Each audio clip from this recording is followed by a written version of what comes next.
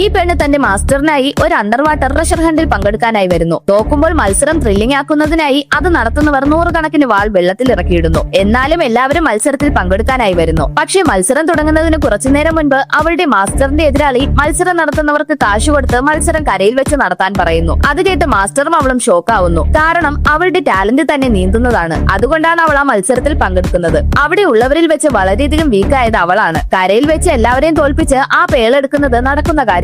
അതിനുശേഷം count down start ചെയ്തതും വിചാരിച്ചതുപോലെ തന്നെ മറ്റുള്ളവരുടെ ആക്രമണത്തിൽ അവൾ വീണു പോകുന്നു. അതേസമയം മാസ്റ്ററിന്റെ എതിരാളികൾ അവളെ മാത്രം ടാർഗറ്റ് ചെയ്ത് അറ്റാക്ക് ചെയ്യുന്നു. ഏകദേശം കോമ്പറ്റീഷൻ അവസാനിക്കാനുള്ള ടൈമായി. അപ്പോൾ എന്ത് ചെയ്യുമെന്ന് ആലോചിച്ചവൾ ദൂരെയായി ഒരു പലകയിരിക്കുന്നത് നോട്ട് ചെയ്യുന്നു. ഉടനെ അതിനടുത്തേക്ക് വന്നവൾ അതിന്റെ ഒരു വശത്തു നിന്ന് മറുവശത്ത് അവിടെ ഉണ്ടായിരുന്ന വലിയ ചാക്കുകൾ തള്ളിയിടുന്നു. നോക്കുമ്പോൾ അവൾ വേഗത്തിൽ ആ പേളിനടുത്തേക്ക് പറക്കാൻ തുടങ്ങുന്നു. പക്ഷെ അവൾ ആ പേളെടുത്തതും അവിടെ ഉണ്ടായിരുന്ന മറ്റൊരാൾ അവളെ പിടിക്കുന്നു. അതുമാത്രമല്ല വലിയൊരു സൂചി വെച്ച് അവളെ കൊല്ലാൻ ശ്രമിക്കുന്നു. ഭാഗ്യത്തിന് അവൾ മാസ്റ്റർ കൊടുത്ത കവചം ധരിച്ചിരുന്നത് കൊണ്ട് രക്ഷപ്പെടുന്നു. എന്നാലും അവൻ അവളെ ചവിട്ടി താഴെ തള്ളിയിടുന്നു. കറക്റ്റ് ടൈമിൽ മാസ്റ്റർ വന്ന് അവളെ രക്ഷിക്കുന്നു. പക്ഷെ അവൾക്ക് വലിയ പരിക്കു പറ്റി അവളുടെ അവസ്ഥ വളരെയധികം മോശമാവുന്നു. അത് കണ്ട് അവളുടെ മാസ്റ്ററിന്റെ ക്ഷമ നശിക്കുന്നു. അദ്ദേഹം അവിടെ ഉണ്ടായിരുന്ന എല്ലാവരെയും അടിച്ചിട്ട് ആ കോമ്പറ്റീഷൻ പോലും ഇല്ലാതാക്കുന്നു.